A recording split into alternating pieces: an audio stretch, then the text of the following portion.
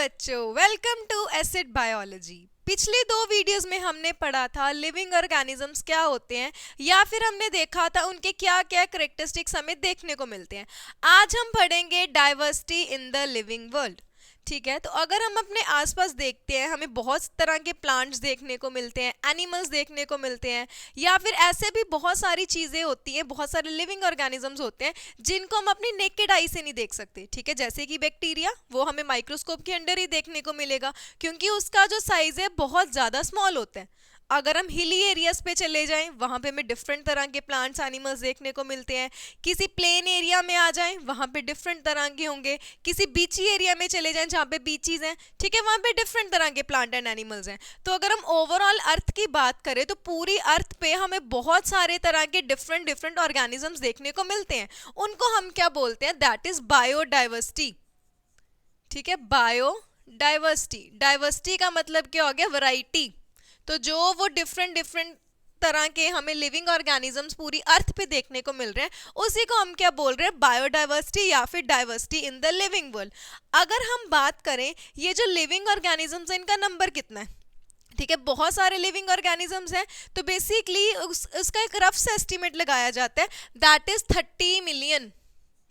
ठीक है, कुछ बुक्स में 20 to 50 लिखा होता है, कई जगह 20 to 40 लिखा होता है, तो ये नंबर वेरी करते हैं क्योंकि ये सिर्फ एक रफ एस्टिमेट है। एक साइंटिस्ट थे जिनका नाम है रॉबर्ट मे।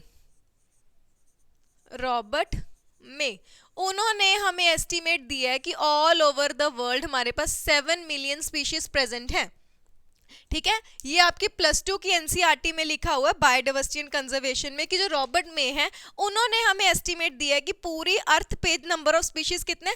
7 मिलियन, जिसमें से अभी तक सिर्फ 13% ही डिस्कवर हुई हैं। ठीक है, उनका नंबर कितना आ जाता है? 1.7 to 1.8 मिलियन स्पीशीज। ठीक है, 7 मिलियन सिर्फ उन्होंने एस्टिमेट दिया जो पूरी अर्थ पे डिफरेंट डिफरेंट हमारे पास स्पीशीज प्रेजेंट है, जिसमें से सिर्फ 13% अभी तक डिस्कवर हुई हैं। ठीक है, दैट इज उनका नंबर कितना हो गया? 1.7 to 1.8 मिलियन। ये जो 1.7 to 1.8 मिलियन है इसमें से भी 1.25 मिलियन हमारे पास क्या आ जाते हैं? एनिमल्स। ठीक है, एंड 0.5 मिलियन क्या आ जाएंगे? प्लांट्स। तो मेजॉरिटी भी जो इनमें से नंबर है वो हमारे पास किसका है? एनिमल्स का, एंड 0.5 मिलियन हमारे पास क्या है? प्लांट्स हैं। और अगर हम इन एनिमल्स की भी बात करते हैं इनमें से भी मैक्सिमम हमें क्या देखने को मिलते हैं? इंसेक्ट्स। ठीक है, 70% इनमें से क्या है? इंसेक्ट्स। और अगर प्लांट्स की बात करते हैं तो यहाँ पे मैक्सिमम हमें क्या देखने को मिलते हैं? एंजियोस्पर्म्स। ठीक है, एंजियोस्पर्म्स क्या होते हैं? बेसिकली फ्लावरिंग प्लांट्स जिनमें फ्लावर्स लगते हैं उनको हम बोल देते हैं एंजियोस्पर्म्स। ये हम आगे क्लासिफिकेशन में पढ़ेंगे। ठीक है, तो बायोडाइवर्सिटी के जो भी डिफरेंट डिफरेंट वैरायटी हमें देखने को मिल रही है पूरी अर्थ पे, that is known as biodiversity, और उसका नंबर कितना है? 1.7 to 1.8 मिलियन स्पीशीज। ठीक है, अब सोचो किसी इंसान को भूत चढ़ गया कि जितनी ये 17 से 18 लाख स्पीशीज हैं मुझे उन सबको स्टडी करना है। ठीक है, वो पॉसिबल नहीं है, उसको 7 जन्म लेने पड़ जाएंगे इसको पढ़ने के लिए, एक एक स्पीशीज को अलग से पढ़ने के लिए। ठीक है, तो एक जन्म में तो नहीं हो पाएगा। अगर कोई सोचे मुझे एक जन्म में ही करना है तो उसके लिए क्या हमारे पास जो साइंटिस्ट हैं उन्होंने एक तरीका ढूंढा जिसको हम बोलते हैं क्लासिफिकेशन। ठीक है, इन सारी वैरायटीज को स्टडी करने के लिए अगर मैं चाहूँ कि मुझे पता हो जो 1.7 to 1.8 मिलियन स्पीशीज प्रेजेंट है मैं उनको एक ही जन्म में पढ़ लूँ, मुझे 7 जन्म ना लेने पड़े, उसके लिए साइंटिस्ट ने एक तरीका ढूंढा जिसको हम क्या बोल देते हैं? क्लासिफिकेशन। क्लासिफिकेशन का मतलब क्या? हम क्या करेंगे? उनको ग्रुप्स में डिवाइड कर देंगे या फिर हम बोल सकते हैं कैटेगरी में डिवाइड कर देंगे। जैसे कि एग्जाम्पल देते हैं, प्लांट्स। मैंने टर्म बोली प्लांट्स। ठीक है, प्लांट्स से आपको क्या समझ आएगा? या फिर मैं फ्लावरिंग प्लांट्स बोल देती हूँ, जिसके पास क्या है? लीव्स होते हैं, जिसके पास स्टेम है, जिसके पास रूट्स होंगी, जिसके पास फ्लावर है। ठीक है, तो उससे हमें सबको एक ही चीज समझ में आई ना। ऑल्दो पूरे वर्ल्ड पे अगर मैं बात करूँ कितने सारे डिफरेंट डिफरेंट प्लांट्स हैं, ये तो पॉसिबल नहीं है ना कि आप लोगों ने जितने भी पूरी अर्थ पे प्लांट्स हैं वो सारे के सारे देखे होंगे, नहीं देखे। बट जब हमने प्लांट को एक टर्म ली, एक कैटेगरी की बात की मैंने, तो सबके दिमाग में वही कैरेक्टर्स आई। ठीक है, तो उसके लिए मुझे सारी अर्थ के प्लांट्स पढ़ने की जरूरत नहीं पड़ी कि मुझे वो करेक्टर्स पता हो प्लांट्स में क्या है। उसी को हम बोल देते हैं क्लासिफिकेशन। तो क्लासिफिकेशन में हमने क्या करना है, जो एक तरह के ऑर्गेनिजम्स हैं जिनके पास कुछ सेम सेम फीचर्स होते हैं, उनको हम क्या करते हैं, कुछ कैटेगरी में डाल देते हैं। अब वो कैटेगरी कुछ भी हो सकती है, जैसे मैं बोल देती हूँ डॉग्स, कुछ लोग घर पे डॉग्स रखते हैं। अब डॉग्स की भी तो कितनी सारी वैरायटी है, सारी तो हमें नहीं पता, लेकिन जब मैंने टर्म बोली डॉग, सबके दिमाग में वही पिक्चर आई, ऑलमोस्ट सेम सेम से करेक्टर्स आए। तो मतलब मुझे डॉग के बारे में पता करने के लिए सारे डॉग्स को तो नहीं रीड करना पड़ा। ठीक है, तो क्लासिफिकेशन का बेसिक पर्पस क्या होता है कि हमने क्या करना है, जितने भी लिविंग ऑर्गेनिजम्स हैं उनको सेम सेम करेक्टर्स के बेसिस पे, जैसे जिनके पास स्टेम्स होगी, लीफ हो गए, रूट्स हो गए, मैंने क्या किया, उनको प्लांट्स में डाल दिया। ठीक है, जैसे मैमल्स हैं जिनके पास बॉडी हेयर्स हैं, मेमोरी ग्लैंड्स होते हैं, एक्सटर्नल ईयर्स हैं, उन सबको मैंने मैमल्स में डाल दिया। मतलब कुछ कुछ करेक्टर्स लेके हमने क्या कर दिया, उनको कुछ पर्टिकुलर कैटेगरीज में डाल दिया। उसको हम क्या बोल देते हैं, क्लासिफिकेशन। और इसी कैटेगरी को हम साइंटिफिक टर्म में क्या बोलते हैं, टेक्सॉन। ठीक है, सिंपल लैंग्वेज में समझाने के लिए हम उसको कैटेगरी या फिर ग्रुप्स बोल देते हैं। अगर हम साइंटिफिकली बात करते हैं तो वहां पे हम टर्म क्या दे देते हैं, टेक्सॉन, या फिर बोल देते हैं टेक्सा। ठीक है, टेक्सॉन सिंगुलर के लिए होता है जब हम एक की बात कर रहे हैं, और अगर प्लूरल में जाए तब हम उसको क्या बोल देते हैं, टेक्सा। ठीक है, तो जब भी हम क्लासिफिकेशन की बात करते हैं वहां पे हमारे पास दो टर्म्स आ जाती हैं। वन इज टेक्सोनमी, टेक्सोनमी, और दूसरी टर्म मेरे पास क्या आ जाएगी, that is Systematix.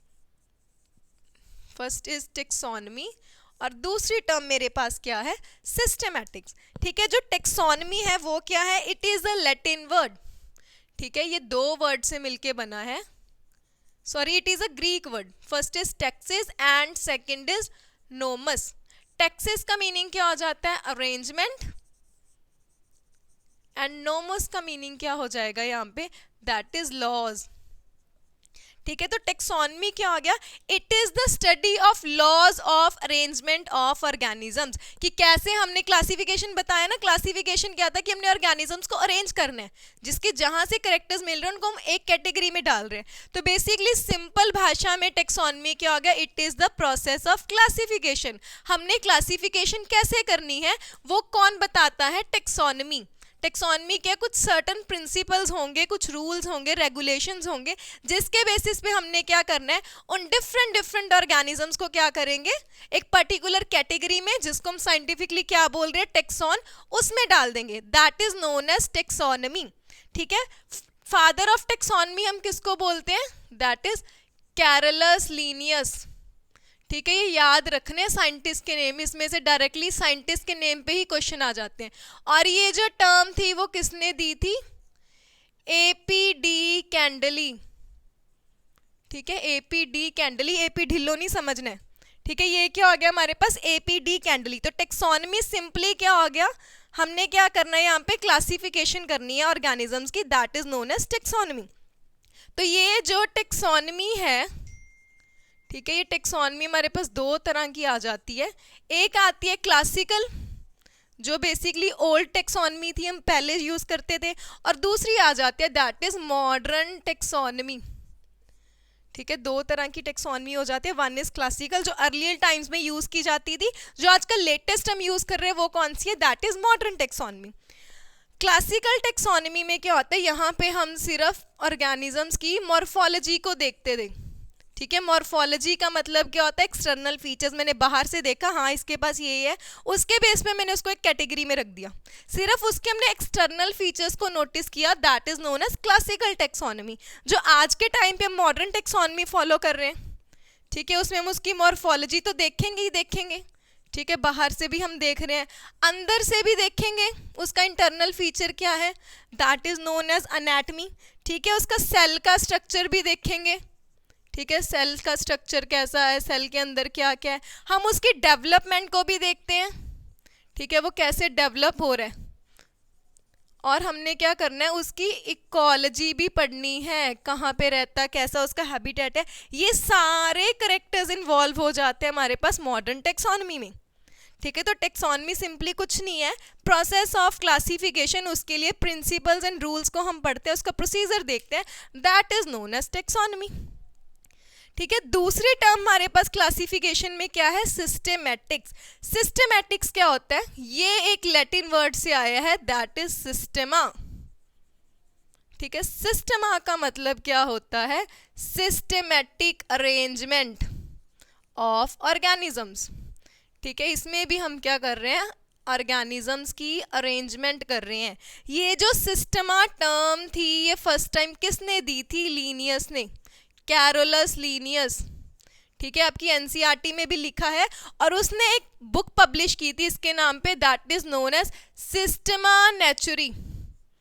Systema Naturae, उसमें उसने टर्म यूज की थी। ठीक है, इसका भी नाम ध्यान रखना, और ये टर्म हमें दी किसने थी, दैट इज कैरोलस लीनियस। ठीक है, उसका भी हमने नाम ध्यान रखना है। तो सिस्टेमैटिक्स क्या हो गया, basically it is a systematic arrangement of organisms. इसमें भी हम अरेंज कर रहे हैं, टेक्सोनमी में भी हम अरेंज कर रहे थे। ठीक है, दोनों में डिफरेंस क्या होता है, जब हम सिस्टेमैटिक्स की बात करते हैं, it is taxonomy plus evolutionary relationship of organism. Evolutionary relationship मतलब वो कहाँ से आया है, किससे कैसे लिंक्ड है, किससे इवॉल्व होके आया है, जब हम वो भी उसके साथ पढ़ते हैं उसको हम क्या बोल देते हैं, सिस्टेमैटिक्स। ठीक है, टेक्सोनमी में हम क्लासीफाई कर रहे थे, और इसमें भी हमने क्या करना है, बेसिकली जो जो हम टेक्सोनमी में कर रहे थे वो सब तो इसमें कर ही रहे हैं, प्लस साथ में हम किस चीज़ का ध्यान रखेंगे, उसके एवोल्यूशनरी रिलेशनशिप का, कि कौन सा ऑर्गेनिज्म किससे कैसे लिंक्ड है, उसकी हम फाइलोजेनी पढ़ते हैं, that is known as systematics. ठीक है, जब भी अब हमने टेक्सोनमी की बात करनी है, टेक्सोनमी के 4 स्टेप्स होते हैं प्रोसेस के। First is characterisation. ठीक है, मैंने अब किसी ऑर्गेनिज्म को क्लासीफाई करना है, तो सबसे पहले तो मैं उसके करेक्टर्स देखूंगी। जैसे मान लो कोई प्लांट है, ठीक है, मुझे नहीं पता वो क्या है, सबसे पहले मैंने उसके करेक्टर्स देखे, मैंने देखा उसमें लीव्स लगे हैं, फिर मैंने देखा उसके पास स्टेम है, उसकी रूट कैसी है, देख लिया। उसके बाद मैं क्या करूँगी, उसकी आइडेंटिफिकेशन करूँगी। ठीक है, मैंने ये सारे देखे, उसके करेक्टर्स पढ़े, उसके पास रूट थी, स्टेम थी, लीव्स थी, उससे मैंने आइडेंटिफाई कर लिया कि वो चीज़ क्या हो सकती है, प्लांट है। ठीक है, मुझे पता चल गया वो प्लांट है। नेक्स्ट उसके बाद मैं क्या कर दूंगी, अब उसकी क्लासिफिकेशन। मुझे पता चल गया वो प्लांट है तो मैं उसको किंगडम प्लांटी में रख दूंगी। उसके बाद मैंने देखा उस प्लांट के पास एक फ्लावर भी था, तो मैं क्या करूंगी, उसको डिवीजन एंजियोस्पर्म्स में रख दूंगी। ठीक है, अब उसके बाद क्या किया, जो भी डिफरेंट उसकी क्लासिफिकेशन थी वो मैंने की। उसके बाद मैं क्या करूंगी, उस प्लांट का नॉमेनक्लेचर। अगर तो उस प्लांट को ऑलरेडी नेम दिया हुआ था तो ठीक है, अगर नहीं दिया तो मैं क्या कर दूंगी, उसको नेम दे दूंगी, ताकि नेक्स्ट टाइम कोई भी उस प्लांट को पढ़े तो मुझे उसको पता चल जाए किसकी बात हो रही है। ठीक है, तो इसके ट्रिक याद रखनी है, CICN। ठीक है, ये 4 प्रोसेसेस हैं, 4 स्टेप्स हैं टेक्सोनमी के। ठीक है, इनको इसी सीक्वेंस में याद करना है, कोई भी चीज़ आगे पीछे नहीं करनी। सबसे पहले क्या किया हमने, उसके करेक्टर्स पढ़े, क्या क्या हमें देखने को मिल रहा है। उसके बाद हमने आइडेंटिफाई किया उस करेक्टर से कि वो क्या चीज़ हो सकती है। उसके बाद थर्ड स्टेप क्या है, उसको हमने क्लासीफाई कर दिया, जिस भी टेक्सोनमी में, टेक्सॉन में या टेक्सा में हमने रखना था वह हमने प्लेस कर दिया। लास्टली हमने क्या किया, उसको नॉमेनक्लेचर दिया। नॉमेनक्लेचर का मतलब क्या होता है, नेमिंग देना। ठीक है, नॉमेनक्लेचर की बात कर लेते हैं। What is nomenclature?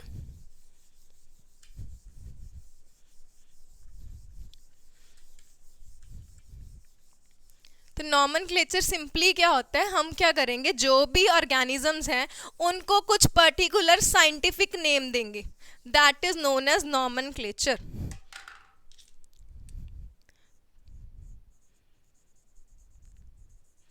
ठीक है, नॉमेनक्लेचर एक सिंपल सी लैंग्वेज में क्या है, नेम देना। ठीक है, अब मान लो कोई ऑर्गेनिज्म है, हम उसको यहाँ पे इंडिया में कुछ बोल रहे हैं, कोई ऑस्ट्रेलिया का साइंटिस्ट है उसको कुछ बोल रहा है, इंग्लैंड का साइंटिस्ट है, कोई फ्रेंच, जापानीज, डिफरेंट लैंग्वेजेस में क्या सेम ऑर्गेनिज्म है, उसको डिफरेंट नेम दे रखा है।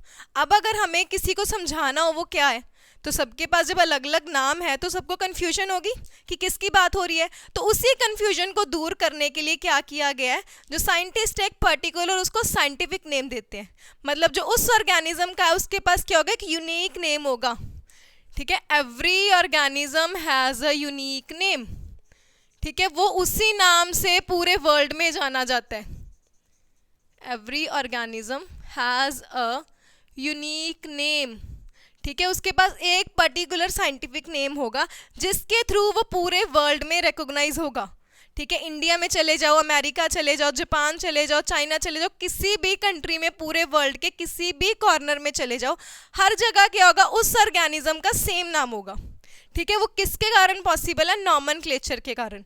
तो ये जो नॉमेनक्लेचर था, ठीक है, वो क्यों दे रहे हैं, ताकि वहां पे कोई कंफ्यूजन ना रहे। तो ये जो नॉमेनक्लेचर है ये दिया किसने था, कैरोलस लीनियस ने। ठीक है, कैरोलस लीनियस ने दिया था, और उन्होंने कौन सा नॉमेनक्लेचर दिया था हमें, बायनोमियल नॉमेनक्लेचर।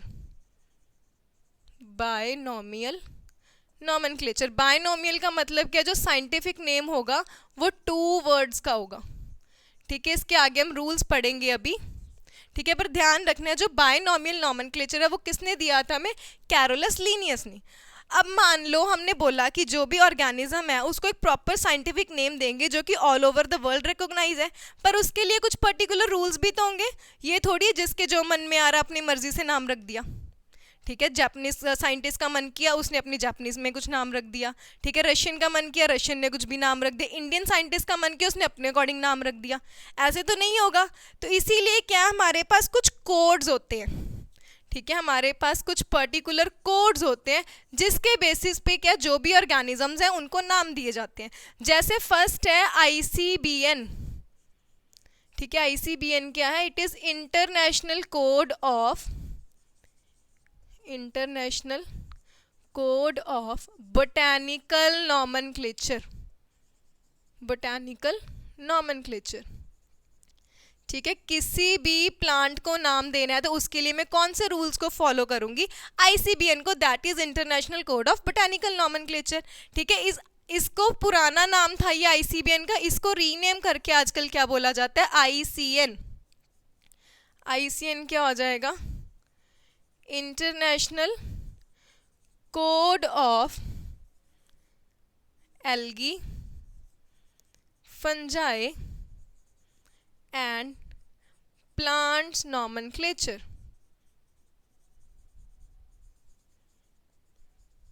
ठीक है, उन तीनों को कलेक्टिवली यहाँ पे क्या उसका नाम दिया जाता है। नेक्स्ट आ जाते हैं हम ICZN। ठीक है, ICZN क्या है, international code of zoological nomenclature.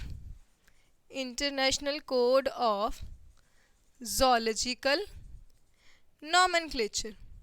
तो एनिमल्स को नेम करने के लिए हमारे पास क्या है, ICZN। एनिमल्स को नेम करने के लिए हमें रूल्स कौन देता है, ICZN। प्लांट्स को नेम करने के लिए रूल्स हमें कौन दे रहा है, ICBN।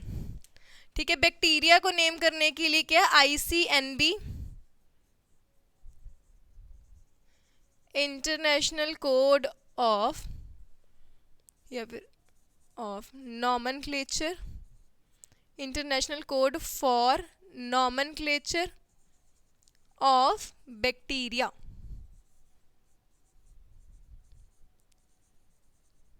ठीक है, नेक्स्ट इज ICVNC,